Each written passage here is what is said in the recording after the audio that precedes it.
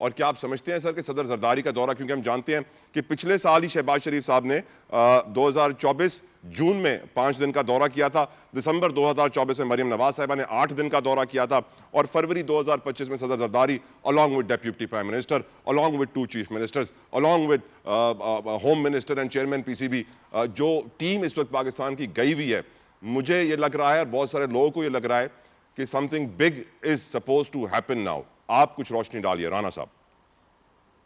ये देखिए, जो डोनाल्ड ट्रंप साहब हैं वो बेसिकली जो भी उनकी इकोनॉमी से रिलेटेड जो ममालिक जिनका एक बड़ा स्टेक है, उनके सब मुल्कों के साथ वो एक रीनिगोशिएशन के अंदर हैं, चाहे वो कनाडा हो, मेक्सिको हो, चाहे वो चाइना हो। पाकिस्तान के साथ अगर आप देखें तो जो हमारा ट्रेड है वो अमेरिका के फेवर में है, तो हमें कोई उस तरीके से वो हम अमेरिका के अभी रडार में नहीं है। तो ये जो टैरिफ वॉर चल रही है, अभी एक्सपेक्टेड है कि शी जिनपिंग और डोनाल्ड ट्रंप की एक नशिस्त भी होनी है, तो उससे पहले ये निगोशिएटिंग टैक्टिक्स भी हो सकते हैं। देखिए, जहां तक पाकिस्तान की बात है कि हम कौन सी साइड पिक करेंगे, तो हम अपना सेल्फ इंटरेस्ट देखेंगे। हमारे इंटरेस्ट के अंदर अमेरिका के साथ चलना भी है, और चाइना हमारा नेबर है, तो उसके अंदर जो है वो सीपेक का प्रोजेक्ट है और बहुत सारी चीजें हैं जहां हमने मिलकर आगे बढ़ना है। तो हम अपने सेल्फ इंटरेस्ट को मद्देनजर रखते हुए हमने बैलेंस करना है इस चीज को, और हम किसी एक ग्रुप के अंदर कतई तौर पे नहीं है, ना हम अमेरिका के ग्रुप के अंदर हैं, अगर कोई ऐसा ग्रुप वैसे तो वाज़ेह तौर पे है भी नहीं, और ना हम कोई चाइना के ग्रुप में हैं। हमारा अपना इंडिपेंडेंट रिलेशनशिप है दोनों मुल्कों के साथ, और हम उसको ग्रो करेंगे। और दोनों ग्रुप्स हमें अगर ऑफर करे राना साहब कि हमारे ग्रुप में आ जाओ, जो नया ग्रुप बन रहा है, तो हम कौन सा ग्रुप चूज करना पसंद करेंगे इन योर ओपिनियन? नहीं, देखिए, मेरे ख्याल से हमें कोई भी ग्रुप नहीं चूज करना चाहिए। हमें अपने सेल्फ इंटरेस्ट के साथ हमें इन दोनों ममालिक के साथ जो है वो मिलके चलना चाहिए, और हमारे इंटरेस्ट में ये है।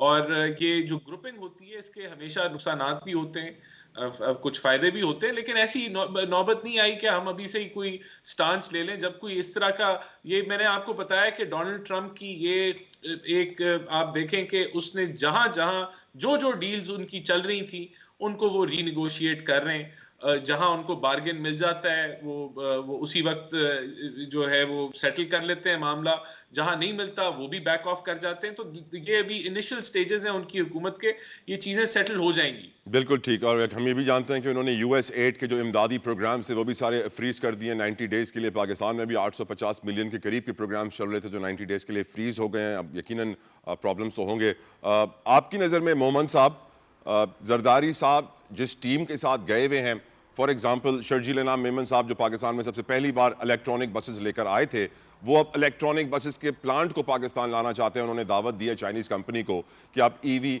बसेस का प्लांट पाकिस्तान लेकर आएं, जो कि मैं समझता हूं वक्त की जरूरत है और ये फैसले होने चाहिए अब, हाई टाइम। लेकिन मोहम्मद साहब, पिछले साल वजीर आजम भी गई हैं, मरियम नवाज साहबा भी गई हैं, अब जरदारी साहब, 2 चीफ मिनिस्टर, इतनी बड़ी टीम, आप क्या एक्सपेक्ट कर रहे हैं इस इंटरनेशनल सिनारियो में मोहम्मद साहब? देखिए, जनरली स्पीकिंग, एक बिजनेसमैन जो होता है ना, वो देखता है उसको फ़ायदा क्या है। Obviously. मैं जब किसी जगह पे इन्वेस्ट करूंगा, मैं उसका देखूंगा कि मुझे क्या फ़ायदा है।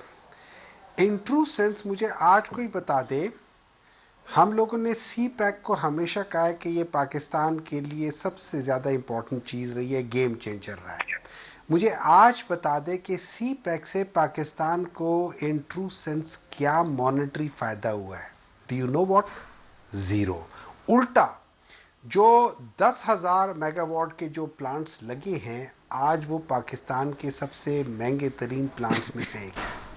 और ये वो 10,000 मेगावाट्स वगैरह जो हैं, जो पाकिस्तान के सर्कुलर डेप्थ के अंदर हर साल इजाफे है। क्यों? हमारी उतनी रिक्वायरमेंट नहीं है। नंबर 2, हम लोगों ने गवादर को ये प्रॉमिस करके कहा हुआ था कि गवादर जो है ना, बलूचिस्तान को बदल के रख देगा।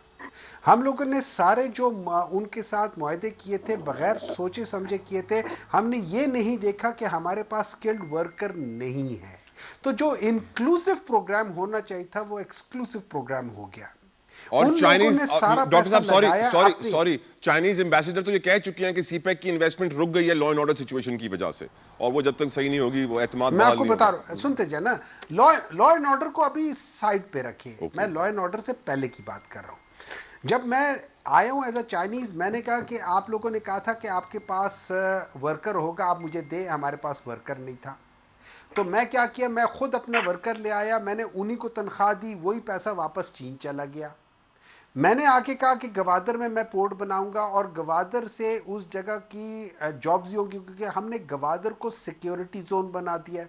आप गवादर वालों से पूछे, वहाँ उनको गवादर के एयरपोर्ट से या गवादर की पोर्ट से या वहाँ से क्या है, उल्टा जो वहाँ पे जो लोग फिशिंग करते हैं उनसे पूछे कि उनकी रोजगार के कितना असर पड़ा है। देखिए बात ये हो जाती है, ये राइट सारी सर, चीज़ें अपनी जगह ठीक है। Right sir. जब आप बिजनेस करते हैं तो जब मैं आऊंगा आपके पास बायलैटरल कोई बिजनेस करूंगा, मैं अपना फायदा देखूंगा, मैं आपका फायदा नहीं देखूंगा। आपने अपना फायदा खुद देखना होगा। बिल्कुल ये ठीक। सारी चीजें अगर मैं आज देखूं तो सी पैक से पाकिस्तान को सिवाय सर्कुलर डेट के और कुछ नहीं मिला एज ऑफ टुडे।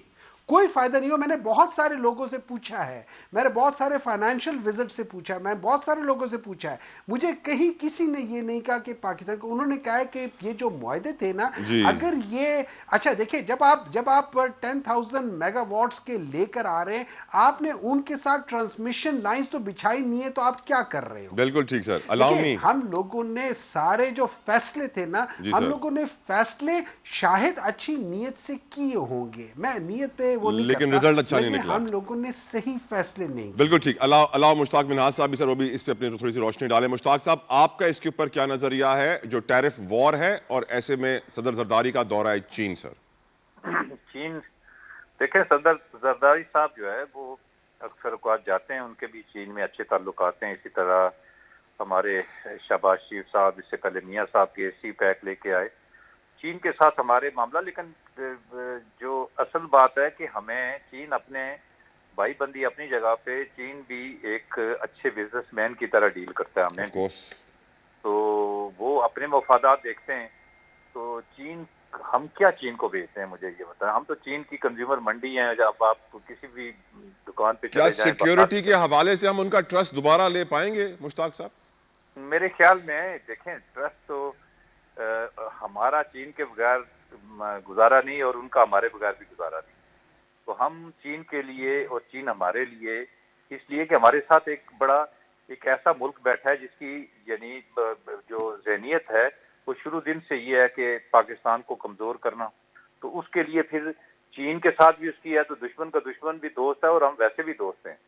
तो इसलिए हमें चीन के ऊपर डिपेंडेंट हैं। सिक्योरिटी के हवाले से आप देखें, हमारे जितने भी जो दफाई जो हमारे पास हालात हैं, जो वो भी चीन से ही हम लेते हैं। हमें दुनिया में कहीं और से कोई चीज़ ना मिले तो हम चीन से ले लेते हैं। तो अब अमेरिका और चीन की आप बात कर रहे थे, तो हमारे पास चॉइसेस हम जैसे मुल्कों के पास नहीं होती कि हमने किसी एक ब्लॉक के अंदर जाना होता है। हमारे लिए अमेरिका भी इम्पोर्टेंट है।